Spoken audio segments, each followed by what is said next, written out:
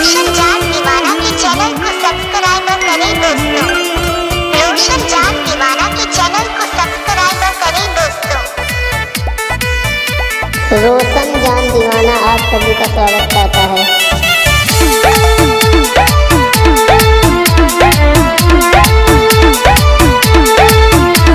नफरत नजर में बसा ले लू जान, काहे ऐसे दिल के सजा दे लू जान। नफरत नजर में बसा ले लू जान, काहे ऐसे दिल के सजा दे लू जान। कई कई के रोबो तू याद सनम, कई कई के रोबो तू याद सनम।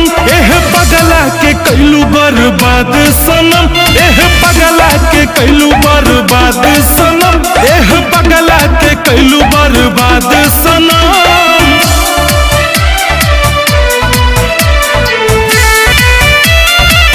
म्यूजिक बाय गौतम रोशन।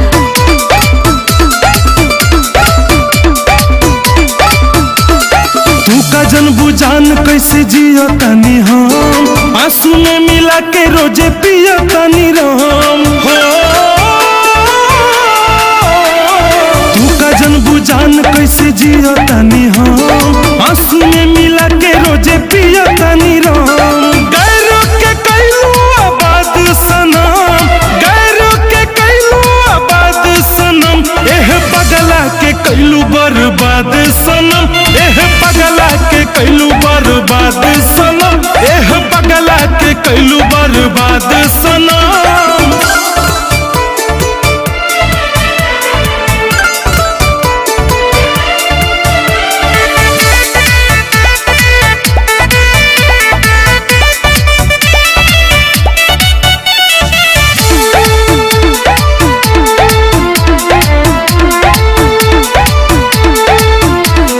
दिलवे में आके दिल चीर दिहलू, सहलो न जाता ऐसन पीर दिहलू ना।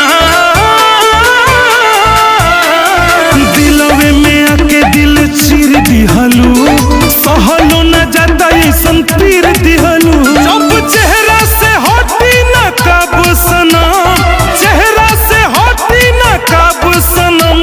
एह पगला के कैलू बर्बाद सनम, एह पगला के कैलू बर्बाद सनम, एह पगला के कैलू बर्बाद रोशन जान दीवाना के चैनल को सब्सक्राइब करें दोस्तों। रोशन जान दीवाना के चैनल को सब्सक्राइब करें दोस्तों।